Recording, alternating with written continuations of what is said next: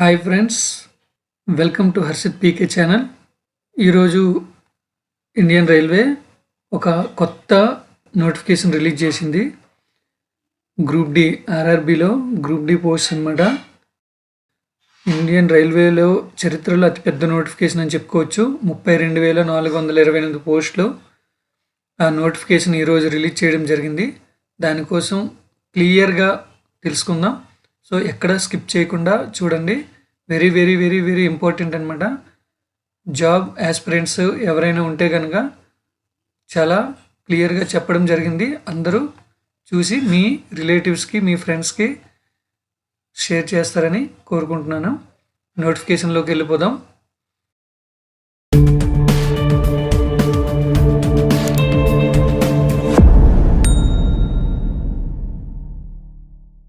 So ఇక్కడ చూసుకుంటే కనుక government of India minister of railway board centralised notification release చేసింది.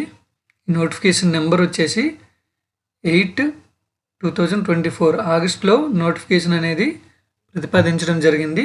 కానీ రిలీజ్ చేయడం అనేది సెంట్రలైజ్డ్ ఎంప్లాయ్మెంట్ నోటీస్ నెంబర్ 08/2024 అనమాట. So important dates and times మనం ఈ డేట్ నోటిఫికేషన్ అనేది ఎప్పుడు ఇనిషియేట్ చేయబడిందంటే 28/12/2024. డేట్ ఆఫ్ పబ్లికేషన్ వచ్చి జనవరి 22, 2025. Opening date time online registration for the applications అనమాట 23 జనవరి 2025. అండ్ మనకి ఇక్కడ క్లోజింగ్ డేట్ అయితే 22/2/2025 ఇవ్వడం జరిగింది. క్లోజింగ్ డేట్ తర్వాత మనం అప్లికేషన్ అప్లై చేయడానికి అవ్వదు. ఆన్లైన్ లింక్ అనేది క్లోజ్ అయిపోతుంది. So date of application fee payment after closing date 22/2/2025 night 23 అంటే 11:59 క్లోజ్ అయిపోవడం జరుగుతుందన్నమాట. ఫీ పేమెంట్ చేయాలన్నా కూడా 23వ తేదీ 24వ తేదీ నైటు 12 గంటలకి క్లోజ్ అయిపోతుంది.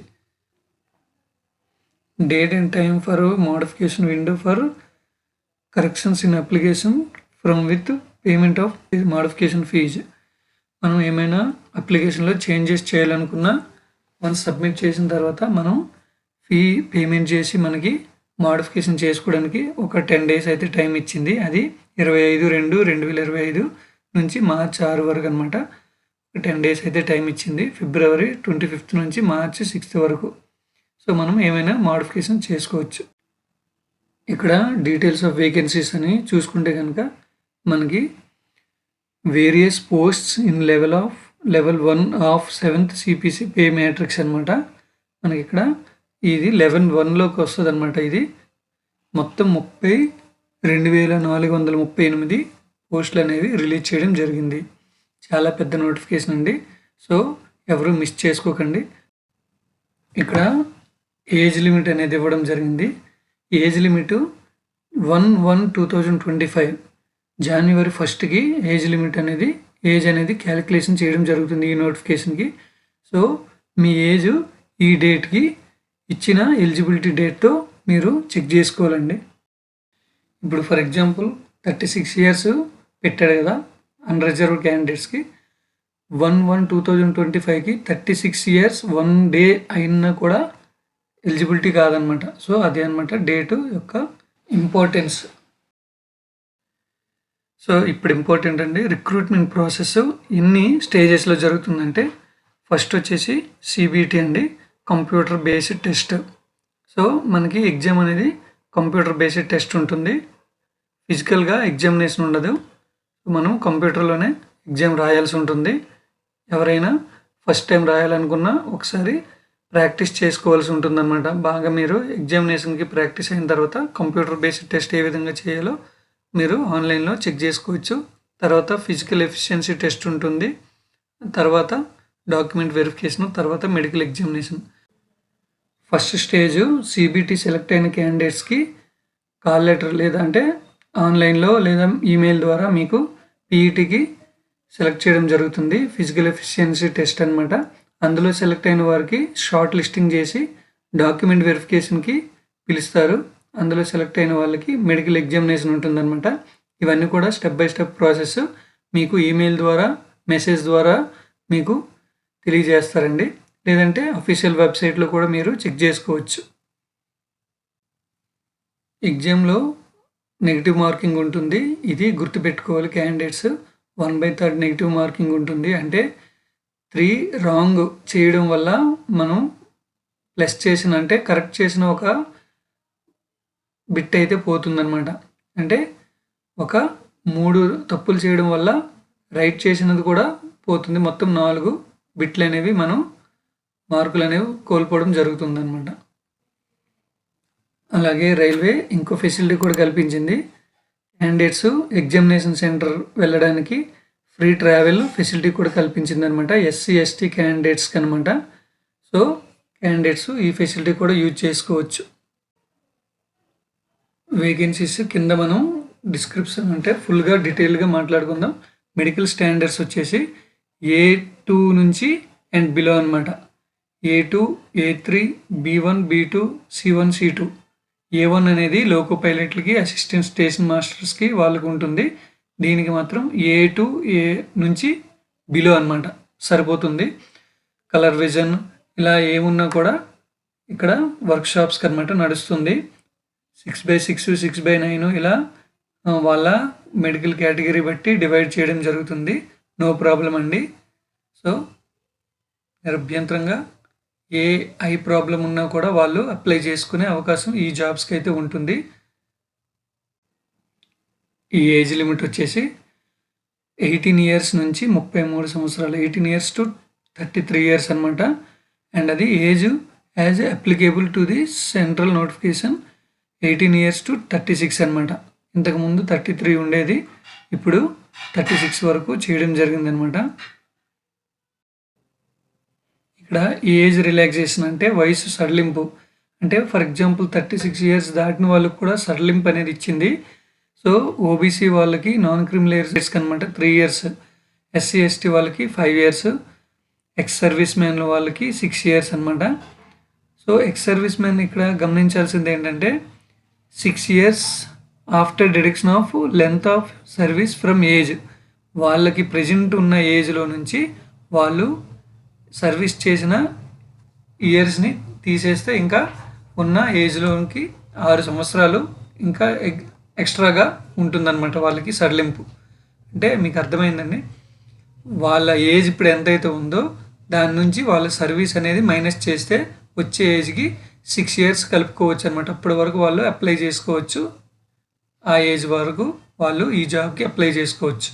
సో ఇంకా ఫిజికల్ ప్రాబ్లమ్స్ ఉన్నవాళ్ళు, మెడికల్ కేటగిరీ వాళ్ళు అనమాట 10 ఇయర్స్, 13 ఇయర్స్, 15 ఇయర్స్ వాళ్ళ కేటగిరీలు బట్టి ఓబీసీ, ఎస్సీ, ఎస్టీ వాళ్ళు ఫిజికల్ ఫిట్నెస్ లేని వాళ్ళకి ఆ విధంగా ఎగ్జామ్షన్ ఇచ్చిందనమాట. ఇక్కడ ఈ ఏజ్ అప్పర్ లిమిట్ అనమాట. అంటే ఈ కింద ఇచ్చిన డేట్ కంటే ముందు పుట్టిన వాళ్ళే ఉండొద్దు. ఓబీసీ వాళ్ళు, యూఆర్ వాళ్ళు ఈ డేటు ఈ విధంగా కింద చూపించిన డేట్స్ కంటే ముందు పుట్టిన వాళ్ళే ఉండకూడదు. అలా ఉంటే ఎలిజిబిలిటీ కారనమాట. అది ఏజ్ అనమాట, డేట్ ఆఫ్ బర్త్. ఇప్పుడు ఎడ్యుకేషనల్ క్వాలిఫికేషన్స్ అనమాట. సో ఇది very important. Minimum 10th SSC కానీ ఇంటర్మీడియట్ ఆపై ఏదైనా క్వాలిఫై క్యాండిడేట్స్ అనమాట ఎలిజిబిలిటీ ఉన్నారు. అండ్ ఐటీఐ కానీ, టెక్నికల్, డిప్లొమా, బీఈడి, బీటెక్ ఇలా చేసిన వాళ్ళు ఎవరైనా అప్లై చేసుకోవచ్చు. బట్ ఇక్కడ చూసుకుంటే కనుక ఎవరైతే 10th రాసి లేదా ఇంటర్మీడియట్ రాసి రిజల్ట్స్ కోసం ఎవరైతే వెయిట్ చేస్తున్నారో వాళ్ళు అప్లై చేసుకోవడానికి ఎలిజిబిలిటీ లేదండి. షుడ్ నాట్ అప్లై అని చెప్పేసి అన్నాడు కదా. వాళ్ళు టెక్నికల్ క్యాండిడేట్స్ అయినా కూడాను రిజల్ట్స్ రాకుండా ఇంకా ఎవరు ఉన్నా వాళ్ళు అప్లై చేసుకోవడానికి ఛాన్స్ లేదని చెప్తుంది. ఎగ్జామినేషన్ ఫీజు వచ్చి 500 రూపీస్ ఫర్ యూఆర్ క్యాండిడేట్స్ అనమాట. అన్రిజర్వ్డ్ క్యాండిడేట్స్కి 500 rupees. Physical handicapped female candidates, SC ST candidates మరియు అండ్ ట్రాన్స్జెండర్స్ వీళ్ళందరికీ ఎక్స్ సర్వీస్ మ్యాన్ వాళ్ళకి 250 రూపీస్. బట్ ఈ 250 రూపీస్ అనేది టోటల్లీ రిఫండబుల్ అనమాట. అంటే మళ్ళీ మనం ఫీ పే చేయాల్సి ఉంటుంది.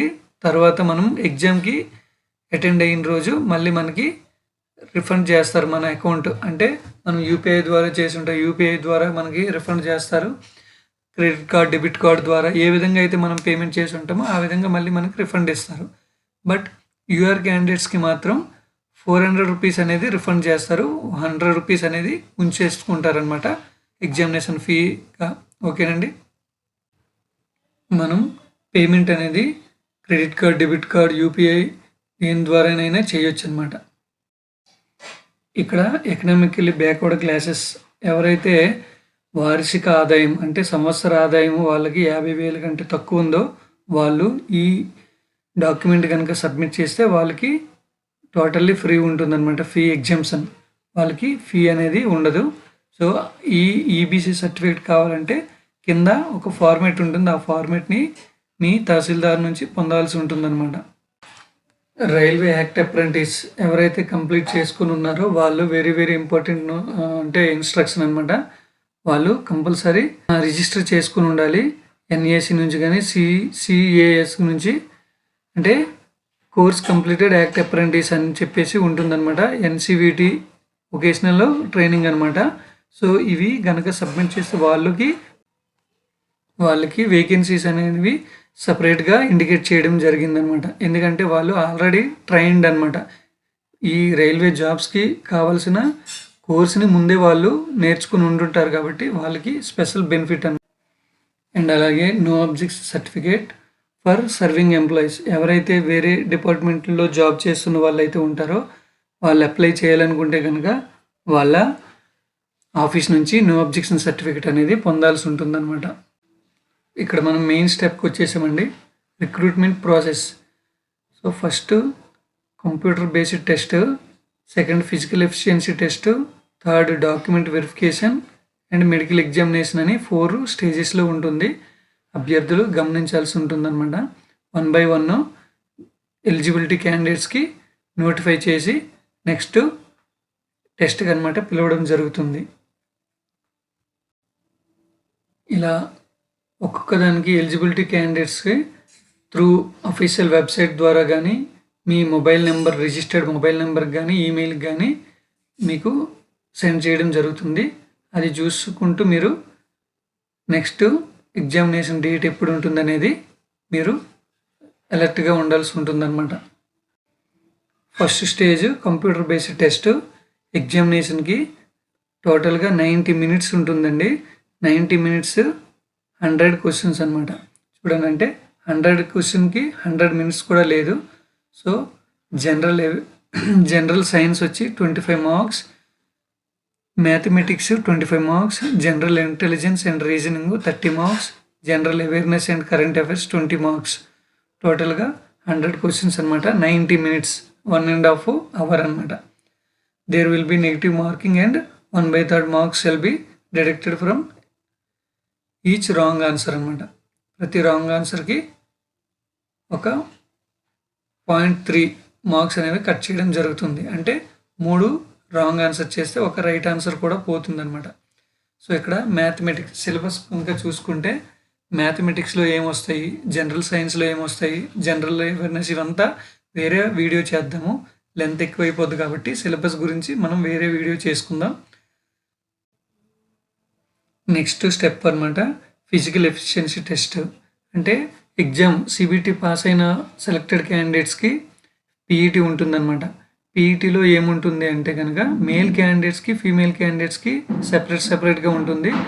సో మేల్ క్యాండిడేట్స్ వచ్చేసి 35 kgs వెయిట్ని 100 మీటర్స్ 2 మినిట్స్లో లిఫ్ట్ చేసుకుని వెళ్ళాలన్నమాట. అంటే ఒక 35 kgs వెయిట్ అనమాట 100 మీటర్స్ లిఫ్ట్ చేసి పట్టుకుని వెళ్ళాలి. మధ్యలో దించకూడదు. కింద దించితే కనుక ఫెయిల్ అయినట్లే, ఒకే ఛాన్స్ ఉంటుంది మళ్ళీ. ఓకేనండి. సో ఇంకొక విషయం ఏంటంటే should be able to run for distance of 1000 meters in 4 minutes and 15 seconds in 1 chance. Kilometre దూరాన్ని 4 నిమిషాల 15 సెకండ్లలో మేల్ క్యాండిడేట్స్ అనేది కంప్లీట్ చేయాలండి ఒకే ఛాన్స్లో. అలాగే ఫీమేల్ క్యాండిడేట్స్ కూడా పీఈటీ ఎలా ఉంటుందంటే should be able to lift and carry 20 kgs of weight for a distance of 100 meters in 2 minutes అనమాట, ఇన్ 1 ఛాన్స్. కింద దింపకుండా 20 kgs వెయిట్ని 100 మీటర్స్ వరకు తీసుకెళ్ళాలి 2 నిమిషాల్లో. 2 నిమిషాల్లో 100 మీటర్స్ వరకు 20 కేజీల వెయిట్‌ని లేడీస్ తీసుకెళ్లాల్సి ఉంటుంది. అలాగే 1000 మీటర్స్ అంటే ఒక 1 కిలోమీటర్ దూరాన్ని వీళ్ళు కూడా రన్నింగ్ చేయాల్సి ఉంటుందన్నమాట. 5 మినిట్స్ 40 సెకండ్స్ వీళ్ళకి టైం ఎక్కువ ఇచ్చారు. 5 మినిట్స్ 40 సెకండ్స్‌లో 1000 మీటర్స్ అంటే 1 కేఎంని కంప్లీట్ చేయాల్సి ఉంటుందన్నమాట. అలాగే ప్రెగ్నెంట్స్ క్యాండిడేట్స్ ఉంటారు కదా, వాళ్ళకి ఫిజికల్ టెస్ట్ ఏముంటుందంటే వాళ్ళు సెల్ఫ్ డిక్లరేషన్ అనేది అక్కడ సబ్మిట్ చేయాల్సి ఉంటుందన్నమాట. వాళ్ళ పీఈటీ డేట్ ఏ రోజు అయితే ఉంటుందో అక్కడికి వెళ్ళి సెల్ఫ్ డిక్లరేషన్ అనేది సబ్మిట్ చేయాల్సి ఉంటుంది. అలాగే ట్రాన్స్జెండర్స్ కూడా అప్లై చేసుకోవచ్చు. మరి అంటే మేల్ ఫీమేల్ కాకుండా ట్రాన్స్జెండర్స్ ఉంటారు కదా, వాళ్ళు కూడా అప్లై చేసుకుంటారు. వాళ్ళకి పీఈటీ అనేది లేడీస్కి అయితే ఎలా ఉంటుందో వాళ్ళకి సేమ్ ఇది కూడా అప్లికేబుల్ అనమాట. సో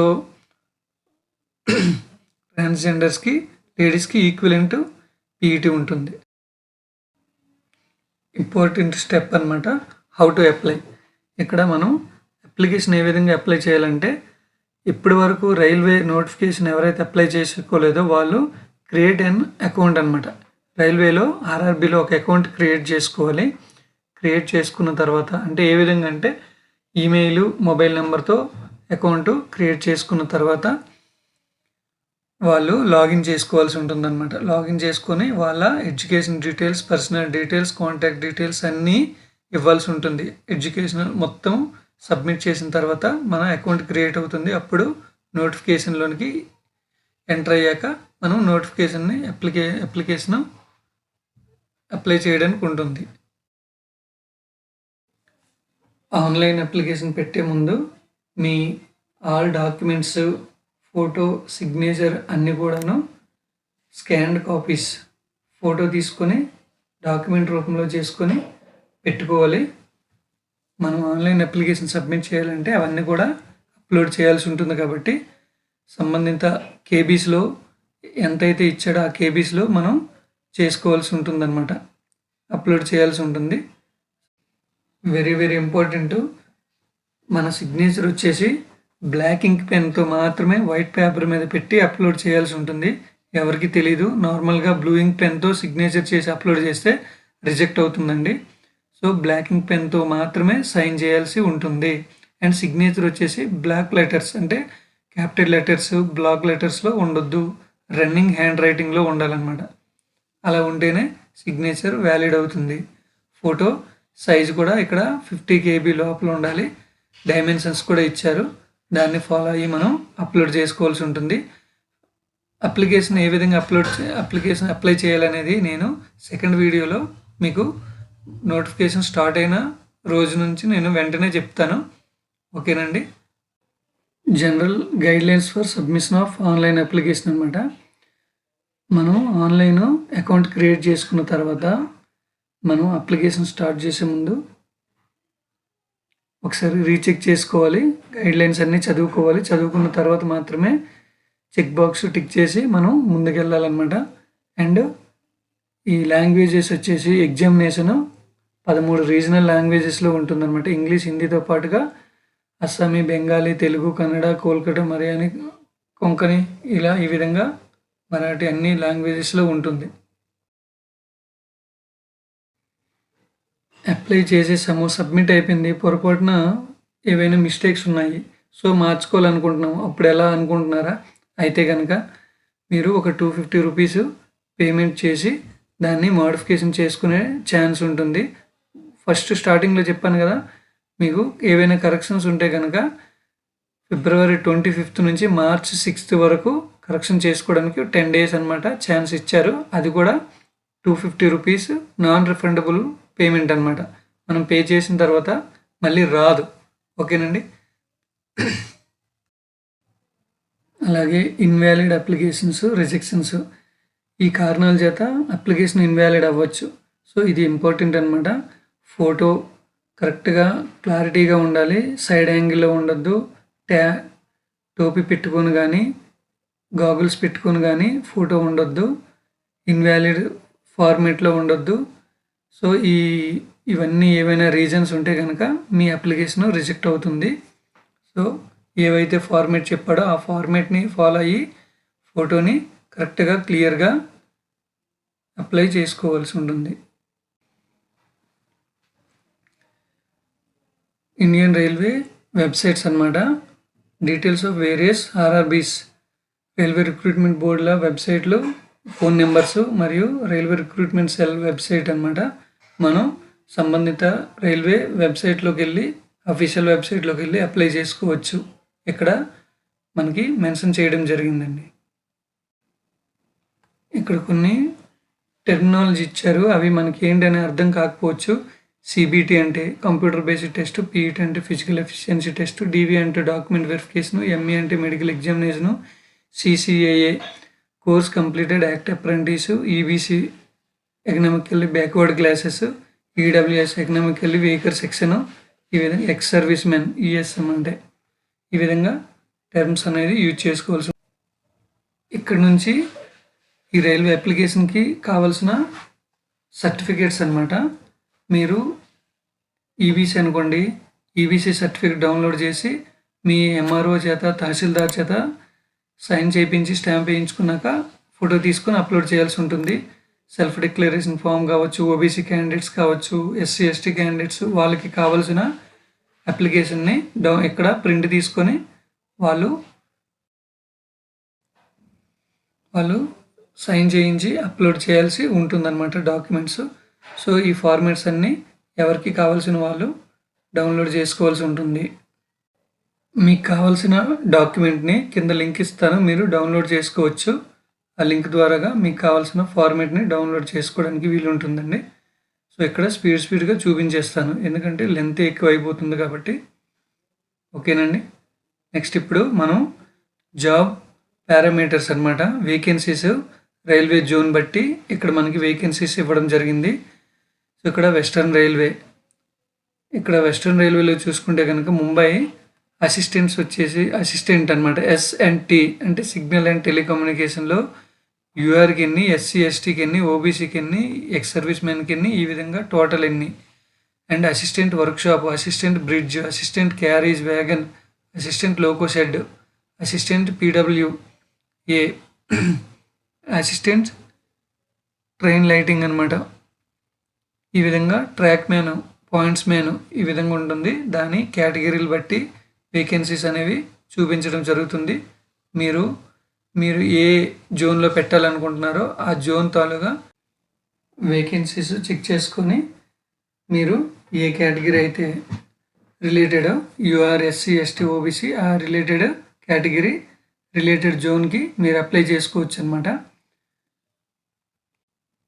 ఇక్కడ రైల్వే జోన్స్ చూసుకుంటే north western railway Jaipur, same name of post వచ్చేసి సేమ్ అండి. Assistant workshop, points men, track men ఈ విధంగా అవే ఉన్నాయి. బట్ ఏంటంటే మెకానికల్ డిపార్ట్మెంట్స్ వచ్చేసి మెకానికల్, ఎలక్ట్రికల్, ఇంజనీరింగ్, ఈ విధంగా ట్రైన్ లైటింగ్ ఈ విధంగా ఉంటాయండి. పోస్ట్ వచ్చేసి సేమ్ ఒకటే, గ్రేడ్ వే ఒకటే పోస్ట్ నేమ్ అండి. సో మీరు ఏ జోన్లో అయితే పెట్టాలనుకుంటున్నారో, ఏ కేటగిరీలో అయితే పెట్టాలనుకుంటున్నారో దానికి ఉన్న వేకెన్సీస్ ఏంటనేది మీరు క్లియర్గా చూసుకొని అప్లై చేసుకోవచ్చు అనమాట. సో ఇక్కడ northern railway Delhi, southern railway Chennai ఈ విధంగా బోర్డ్స్ అనేవి క్లియర్గా ఇవ్వడం జరిగిందండి. Gorakhpur north eastern railway, Gorakhpur north east frontier railway Guwahati, eastern railway Kolkata, central railway Mumbai,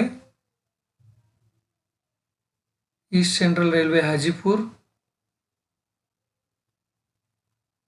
north central railway Prayagraj, south eastern railway Kolkata, south central railway Secunderabad అండి. సో ఆల్ జోన్స్ వచ్చేసినాయి అనమాట. సో నెక్స్ట్ వీడియోలో అప్లికేషన్ ఏ విధంగా అప్లై చేయాలనేది చెప్తానండి. మీరైతే ఖచ్చితంగా నెక్స్ట్ వీడియోకి వెయిట్ చేయండి. Thank you for watching. This is special request to all candidates. దయచేసి మీ ఫ్రెండ్స్, మీ ఫ్యామిలీ మెంబర్స్ ఇంకా రిలేటెడ్ ఎవరైనా ఉన్నా జాబ్ కోసం ప్రిపేర్ అవుతున్న వాళ్ళందరికీ షేర్ చేయండి. షేర్ చేస్తే కనుక ఇది వేరే ఏ వీడియో పోస్ట్ చేసినా కూడా వాళ్ళకి నోటిఫికేషన్ ద్వారా వెళ్తుంది. సో మీరు సబ్స్క్రైబ్ చేసి, లైక్ చేసి, కామెంట్ చేయండి. ఏ డౌట్ ఉన్నా కూడా కామెంట్ రూపంలో చెప్పండి. థ్యాంక్ యూ అండి. Thank you very much once again. Next A video